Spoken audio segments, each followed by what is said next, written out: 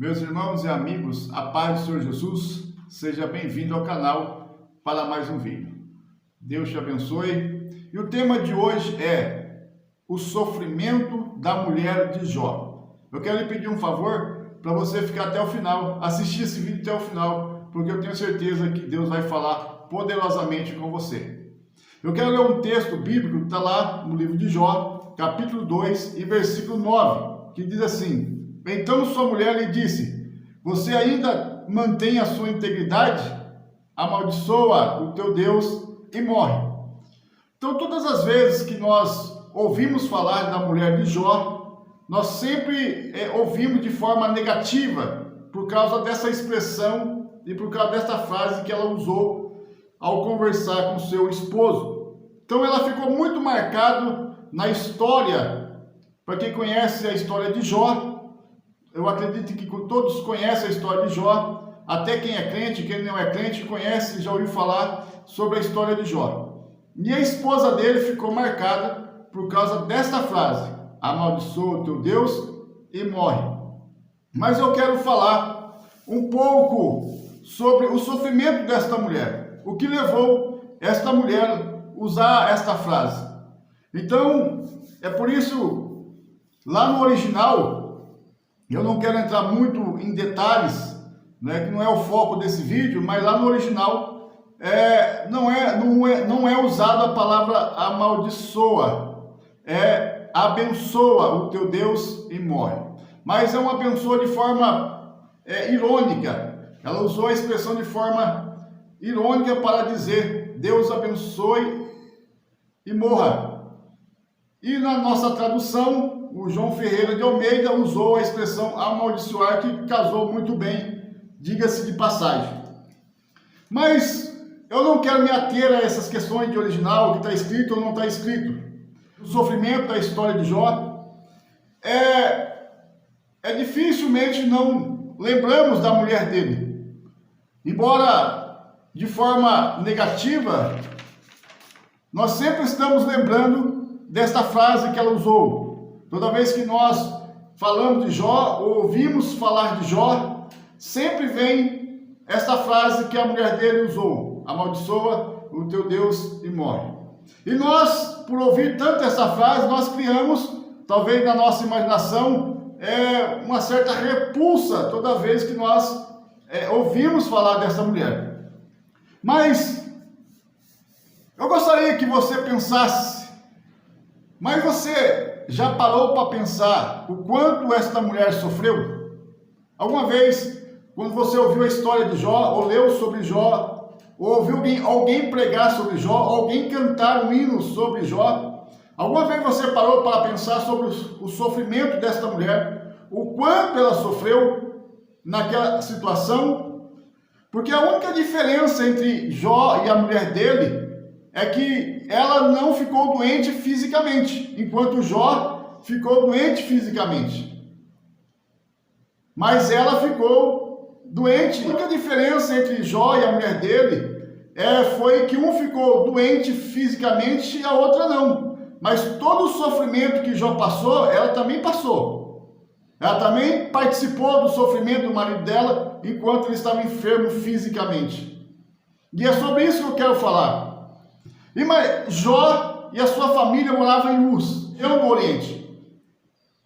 Imagine você que está me ouvindo, você, meu irmão, minha irmã, jovem, crianças que estão me assistindo, que vão assistir esse vídeo. Uma pessoa, a mais rica da região. O versículo 3 vai dizer que Jó era o mais rico do Oriente. Ou seja, o Oriente era uma região. Ele morava em Uz, mas o Oriente era uma região e ele era mais rico de todos. E consequentemente, a sua esposa também era a mais rica das mulheres. Se Jó era rico, a sua esposa também era a mais rica do Oriente. E vai dizer que, de uma hora para a noite, o capítulo 1 vai narrar essa história, que a mulher que era a mais rica de todas as mulheres, eu posso conjecturar desta forma, porque o marido era o mais rico, consequentemente a mulher era a mais rica.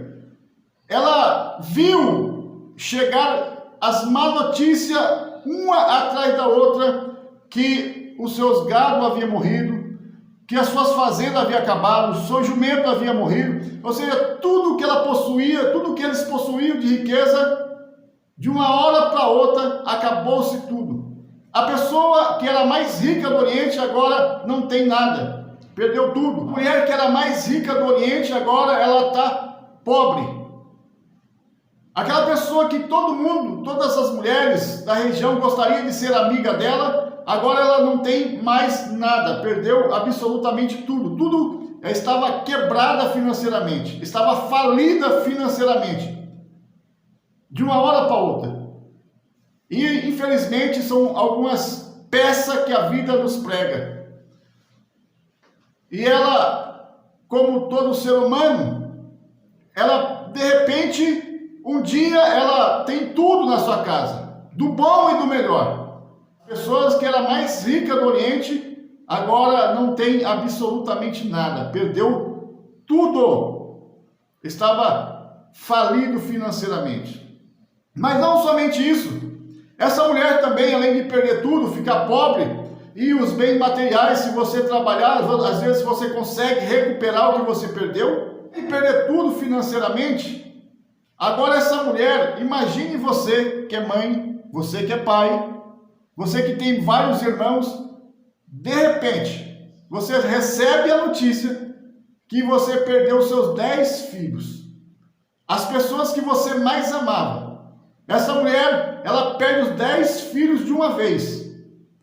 As pessoas que ela mais amava, que ela gerou no ventre dela, de repente, eles morrem todos de uma vez. E isso está lá registrado no capítulo 1, no versículo 18 e 19. Veio a notícia que eles estavam todos se confraternizando na casa do seu irmão mais velho, e de repente veio um fogo e morreu todos eles. Imagine uma mãe, um pai, principalmente uma mãe, receber a notícia que 10 filhos de uma vez morrerem. Imagine como deve ter ficado o coração desta mulher. Imagine como ficou abalado o coração, o emocional, o psicológico desta mulher. Porque 10 filhos não são 10 coisas, 10 objetos, são pessoas que ela gerou no ventre, que ela cuidou, que ela amou, que ela tratou, que ela alimentou, que ela ensinou, que ela educou. E de repente, ela recebe a notícia de 10 filhos mortos. Agora imagine você, que é pai, que é mãe, que é avô, que tem filhos, que tem um monte de entes queridos. Você numa casa em luto com 10 caixão. 10 caixão numa casa, você velando 10 caixão de uma vez. Imagine como ficou o coração desta mulher, em questão de mencionar o nome dela. Nós sabemos da história de Jó, mas não sabemos o nome da esposa de Jó. Agora imagine que situação terrível, horrível que essa mulher está passando em tão pouco tempo. E ela perder tudo, ela talvez não compreende aquela situação, e como um bom ser humano, quem é que compreenderia essa situação? Nem Jó, acredito, que estava compreendendo o que estava acontecendo naquele momento. É exatamente isso, em meio a esse caos, que ela disse aquela frase. E muitas vezes nós julgamos ela por causa da frase e não pela situação que ela vivenciou e estava vivendo. O seu marido está sentado em cima de um monte de cinza, se coçando com um caco de telha, aonde a sua carne, a sua pele estava apodrecendo. Jó estava morto-vivo, estava como se fosse um zumbi. Sua pele, a sua carne estava se decompondo e ele em vida. Olha que calamidade, que situação que chegou o homem.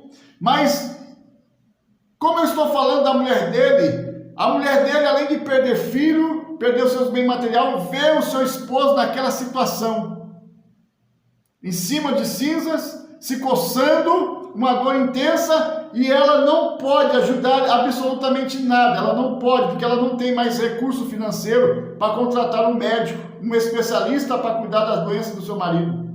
Ela não tem condições psicológicas e emocionais para ajudar o seu marido. Em meio a esse caos que o seu seu marido está vivendo, a única pessoa que sobrou para ela foi o seu esposo. E mesmo assim ele já está quase morrendo. Estava nos seus últimos dias. E ela não tem condições, ela não pode fazer nada. Ela vê o sofrimento do esposo e não pode ajudar. E é por isso que ela usa a frase de forma irônica: abençoa o teu Deus e morre. E na nossa tradução foi traduzido: amaldiçoa o teu Deus e morre.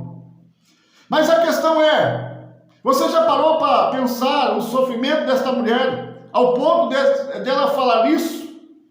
Algumas pessoas atiram pedra nela. Quem pode criar esse julgamento a respeito dessa mulher pelo sofrimento que ela estava passando? E nós também não podemos criar nenhum pré-julgamento ou julgamento na vida de ninguém que esteja passando por determinado sofrimento ou situação, porque nós não sabemos a dor que a pessoa está passando. Nós não temos condições de julgar, porque nós não sabemos o sofrimento que a pessoa está vivendo, principalmente no caso dela. Ela perdeu tudo que tinha, perdeu o que mais amava e agora estava perdendo o seu esposo querido. Nós não podemos julgar uma pessoa que está passando algum tipo de sofrimento. Nós não temos condições de se colocar no lugar da pessoa ou das pessoas.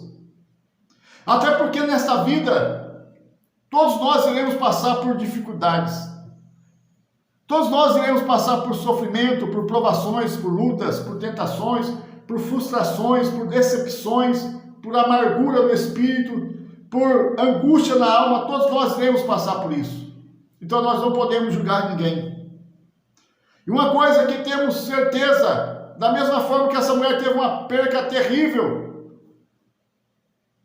ela teve uma perca irreparável, que eram seus filhos.